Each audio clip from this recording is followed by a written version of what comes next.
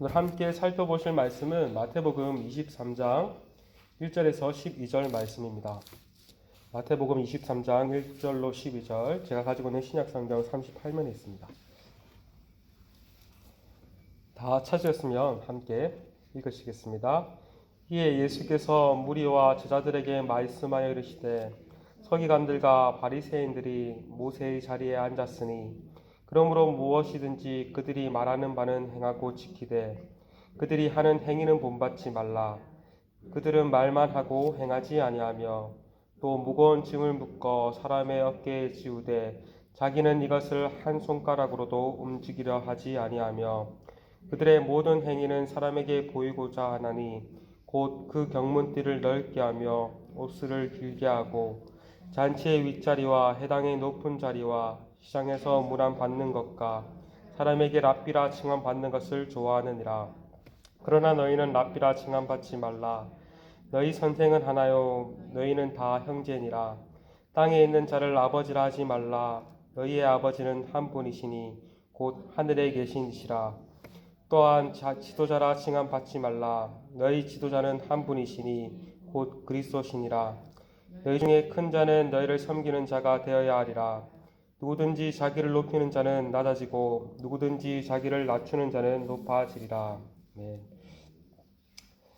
앞서 살펴보았듯이 예수님은 거듭 종교 지도자들과 논쟁하였습니다. 바리새인과 서기관들은 예수님을 시험하여 올무에 넘어지게 하려고 하였으나 예수님은 지혜롭게 빠져나오셨습니다. 이렇게 종교 지도자들과의 논쟁이 일단락된 후 예수님은 무리와 제자들에게 말씀하십니다.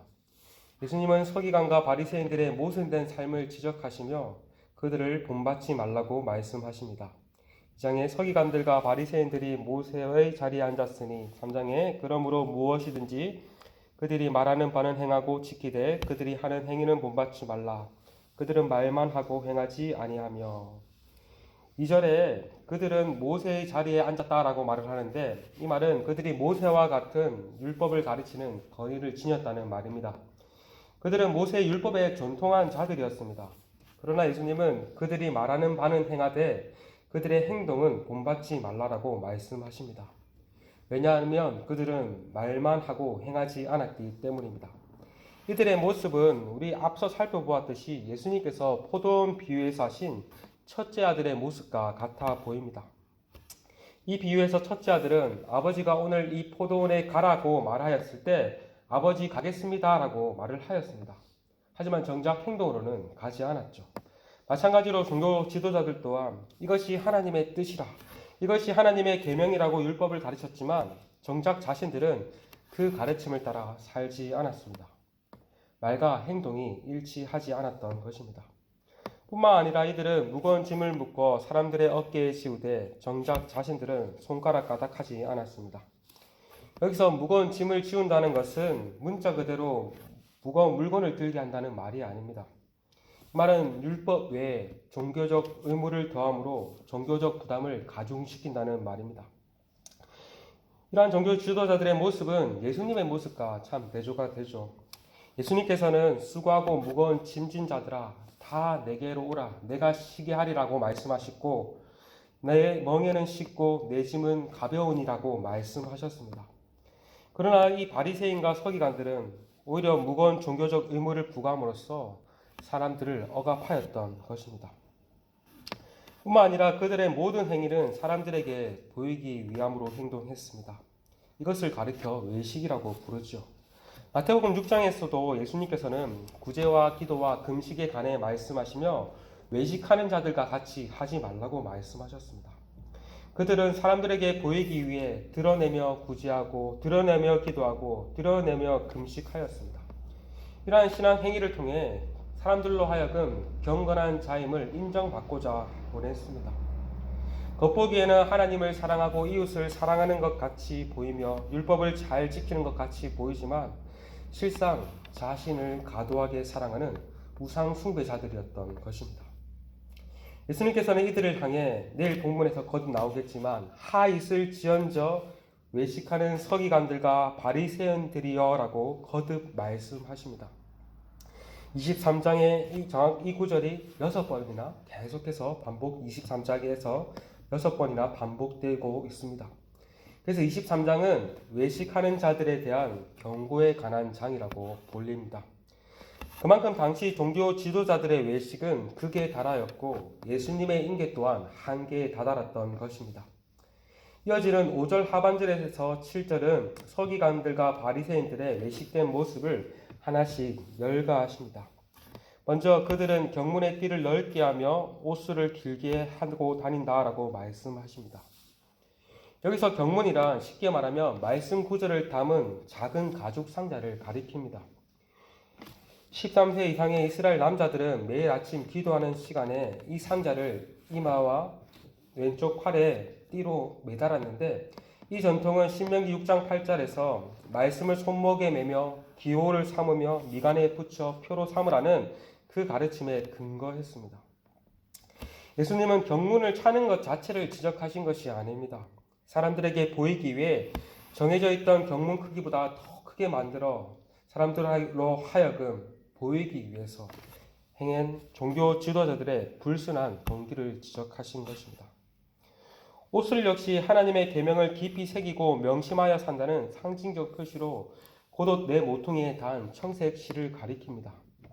종교 지도자들은 사람들에게 보이기 위해 옷을 길게 늘어뜨리며 다녔던 것입니다.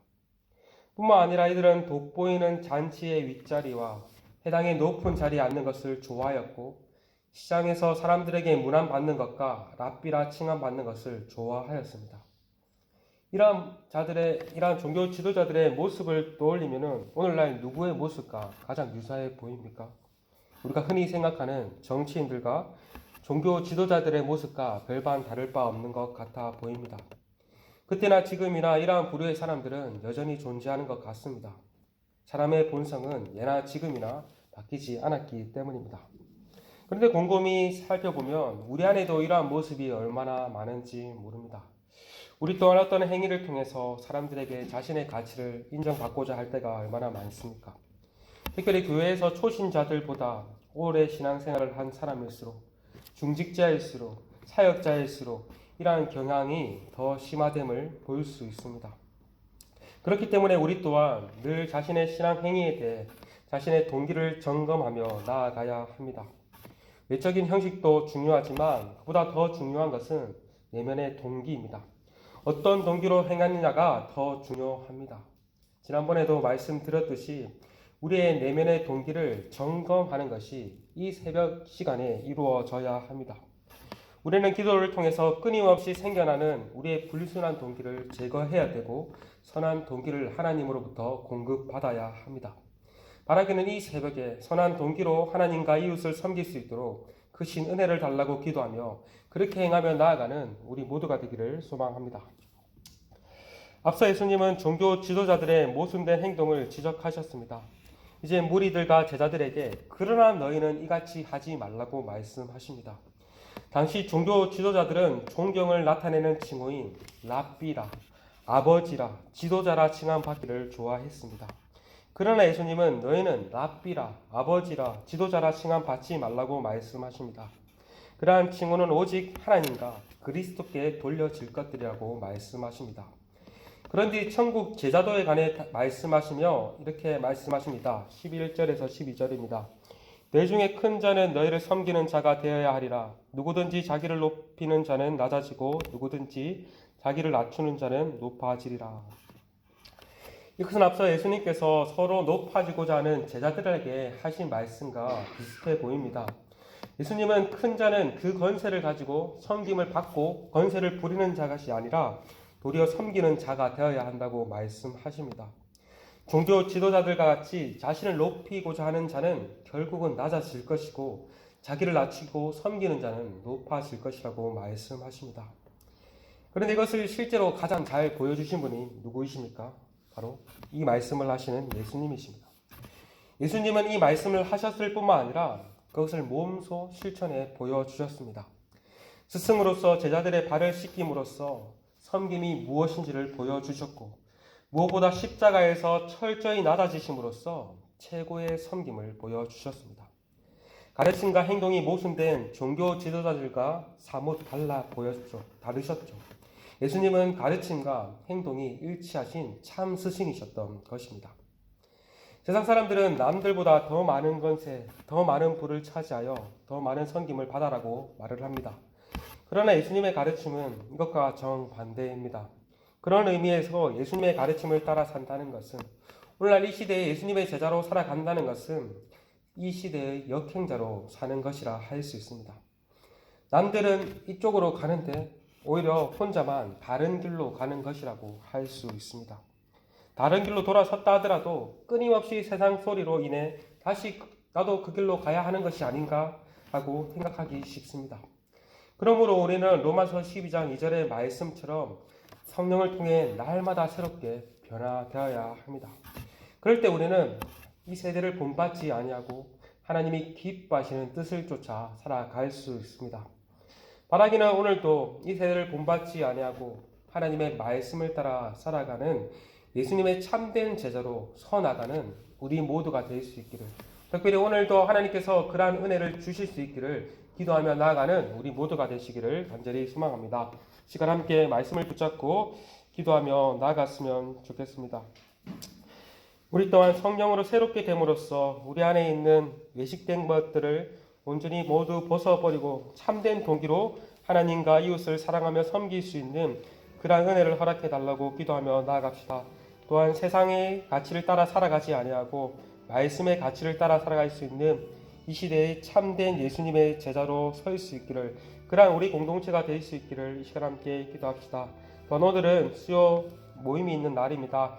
하나님께서 또 수요 성경 강좌를 통해서 하나님의 말씀을 따라 쫓아 살아갈 수 있는 그러한 것들을 깨달을 수 있는 은혜를 허락하여 주시옵시고, 우리 공동체가 더욱더 말씀 안에서 붙들림 받을 수 있는 공동체, 그리함으로써 세상을 섬길 수 있는 공동체가 될 수 있도록 은혜를 허락해 달라고 시간 함께 기도하시며 나아가시겠습니다. 함께 기도